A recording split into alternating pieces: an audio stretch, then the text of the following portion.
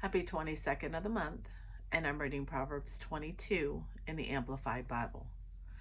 A good name, earned by honorable behavior, godly wisdom, moral courage, and personal integrity, is more desirable than great riches, and favor is better than silver and gold. The rich and poor have a common bond. The Lord is the maker of them all. A prudent and far-sighted person sees the evil of sin and hides himself from it. But the naive continue on and are punished by suffering the consequences of sin. The reward of humility, that is, having a realistic view of one's importance, and the reverent, worshipful fear of the Lord, is riches, honor, and life.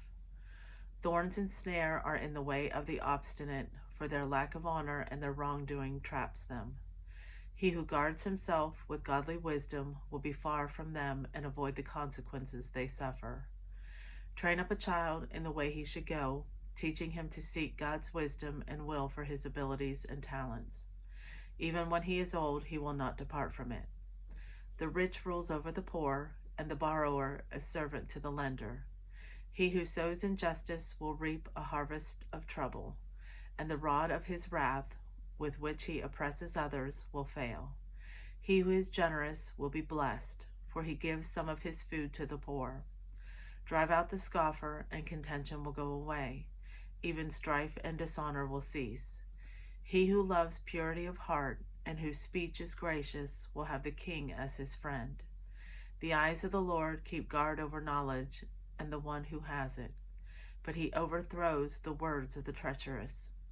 The lazy one manufactures excuses and says, "There is a lion outside. I will be killed in the streets if I go out to work." The mouth of an immoral woman is a deep pit, deep and inescapable. He who is cursed by the Lord because of his adulterous sin will fall into it. Foolishness is bound up in the heart of a child. The rod of discipline, correction administered with godly wisdom and loving kindness, will remove it far from him. He who oppresses or exploits the poor to get more for himself, or who gives to the rich to gain influence and favor, will only come to poverty.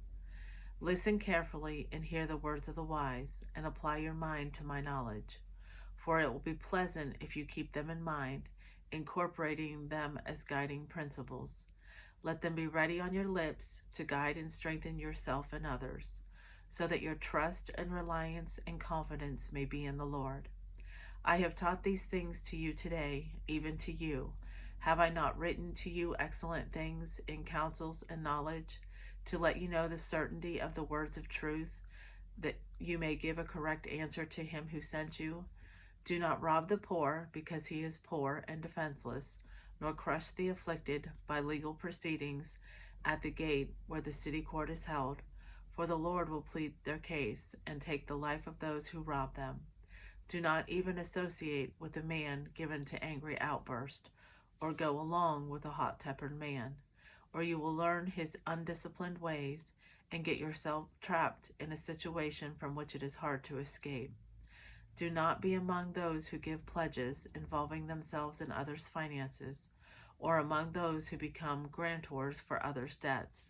If you have nothing with which to pay another's debts when he defaults, why should his creditor take your bed from under you? Do not move the ancient landmark at the boundary of the property which your fathers have set. Do you see a man skillful and experienced in his work? He will stand in honor before kings. He will not stand before obscure men.